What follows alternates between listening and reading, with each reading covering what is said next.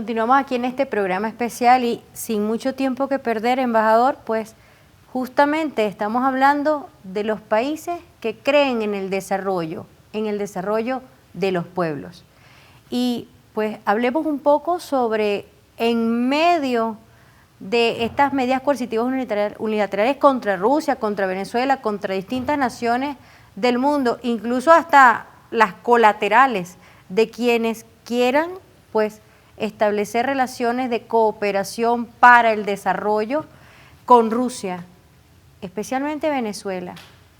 Algunos puntos estratégicos que son necesarios comentar y aclarar en el orden de la cooperación económico-comercial, cómo Rusia ha estado atendiendo y protegiendo al sector productivo de Rusia y cómo ha continuado con un proceso de comercio internacional. Bueno, los años 90 en mi país eran los años de gran aprendizaje, de los cambios de sistema económico, de nuestra apertura hacia el mundo. Eran los años muy duros, pero aprendemos en estos momentos, aprendimos que hay que ser fuerte, hay que ser soberano, hay que ser independiente. No sé por qué, bueno, parece a una coincidencia histórica, ¿no? Porque ambos líderes, y Vladimir Putin y el eterno comandante Hugo Rafael Chávez Frías, llegaron al poder al mismo año, en 1999, en vísperas del siglo XXI. Sí, puede ser una coincidencia y puede ser no, porque a partir de estos tiempos y en Rusia y en Venezuela empezó un periodo muy interesante de entendimiento interno de qué manera tal o cual país puede desarrollarse y llegar hacia el futuro más justo, más próspero. Y los primeros años del siglo XXI eran los años de unos cambios muy importantes, cambios económicos, cambios sociales en ambos países. La esencia de este mundo, como yo he dicho, este mundo multipolar, es la soberanía nacional de todos los estados, Cuando tal o cual gobierno, que cuando hablamos de estados, bueno, hablamos Venezuela, Rusia, pero las políticas las hacen los gobiernos son responsables por las políticas, por esto estados son los territorios, etcétera, pero la esencia de las políticas pertenece a los gobiernos. Entonces, si tenemos un gobierno soberano e independiente que está interesado, bueno, en la prosperidad de su nación, tú puedes hacer cosas con este gobierno. Si tú tienes un gobierno títere que no sirve a los intereses de del pueblo de este país, sino sirve a los intereses de los capitales extranjeros, los inversionistas, no hay que hablar, hay que hablar siempre, no se puede hacer negocio con este gobierno, porque el gobierno no pertenece a sí mismo, tiene otro dueño. Esto que ocurrió en realidad en 2014 en Ucrania, cuando, bueno, era una fila, ¿no?, de revoluciones de colores promovidas por el Occidente, sembrando odio en la sociedad para el cambio del gobierno, para un desvío de un camino hacia la independencia y soberanía verdadera, un desvío hacia una falta de gobernabilidad, hacia los gobiernos débiles. Eso que ocurrió en Ucrania también, porque con los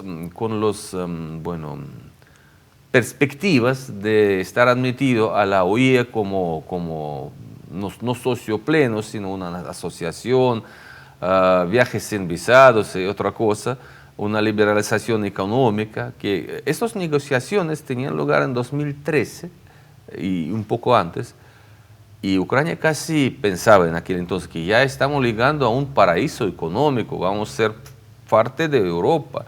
En este momento el gobierno de Rusia le dije, bueno, si quieren ser parte de Europa, por favor, pero todos los tratados de acuerdos que tenemos vamos a reconsiderar, porque nosotros no estamos listos a abrir nuestro mercado para las mercaderías europeas.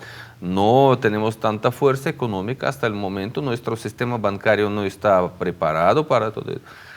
Y el presidente en aquel entonces, después derribado, Víctor Yanukovych, hizo una pausa. Bueno, vamos a pensar de negociaciones con Rusia, de qué manera podemos arreglarlo para no tener problemas, porque la mayoría, bueno, más de 40% de exportaciones ucranianas estaban destinadas en aquel entonces hacia la Federación de Rusia. ¿Y cómo el resultado? ¿Qué ocurrió? Ocurrió un golpe de Estado en Ucrania.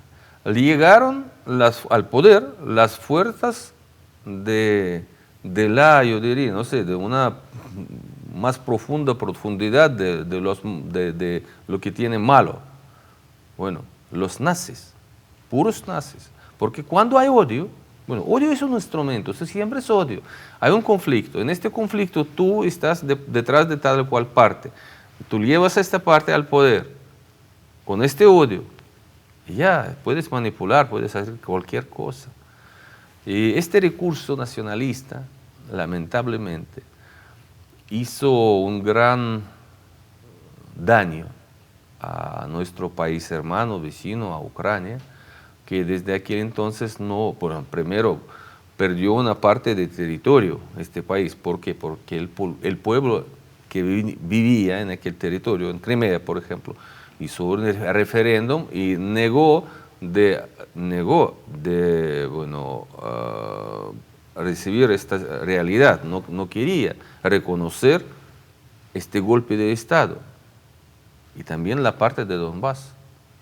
Ellos no se sentían como rusos, ¿no? Pero no querían perder los derechos de hablar ruso, enseñar en ruso a sus hijos, vivir esta tierra como sus abuelos y padres.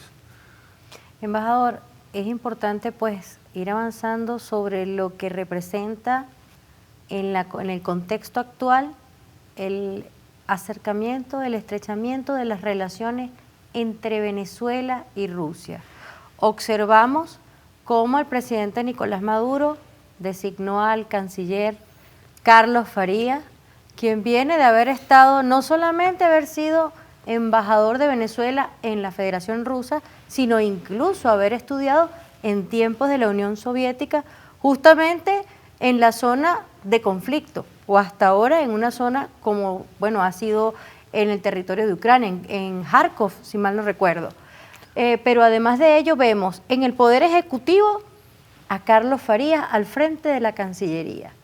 En el Poder Legislativo, pues la naciente, justamente el Grupo Parlamentario de Amistad, que es presidido por el presidente del Parlamento, Jorge Rodríguez, y quien lo acompaña en la vicepresidencia de ese grupo parlamentario es Jesús Farías, quien además viene de dirige la presidencia de la Comisión Económica y Finanzas de la Asamblea. Pero en este interín también observamos cómo desde el Partido Socialista Unido de Venezuela, justamente Jorge Rodríguez hoy por hoy es el vicepresidente para el área de la comunicación y Jesús Farías pues está al frente de la vicepresidencia de Economía y Finanzas del partido. Observamos entonces poder ejecutivo, poder legislativo y además la representación del pueblo, de este pueblo participativo, protagónico a través del partido oficial del PSV. Desde Rusia, la mirada en esta cooperación política, diplomática, estratégica, pero además con una visión de contraataque mediático internacional en alianzas y del desarrollo, el desarrollo de Rusia y Venezuela. Háblenos justamente desde su perspectiva, ¿qué representa esto para el gobierno ruso? Perfecto, quiero empezar esta parte de nuestra entrevista de una frase que, parece igual en muchos idiomas, que lo grande se ve a la distancia. El canciller Faría vino a Rusia en los tiempos muy difíciles para Venezuela, dificilísimos, yo diría. Y durante estos 5 años de su trabajo, porque yo también a partir de 2017 yo estuve en Moscú plenamente involucrado a todo esto, nuestras relaciones bilaterales como el vicedirector del Departamento de América Latina, y nosotros, bueno, teníamos charlas regulares con el embajador Faría ahí. Ahora, de la altura de estos tiempos de actualidad, porque hoy Venezuela no es lo mismo que era 5 o 6 años atrás, de todos los lados. Claro que nos dio un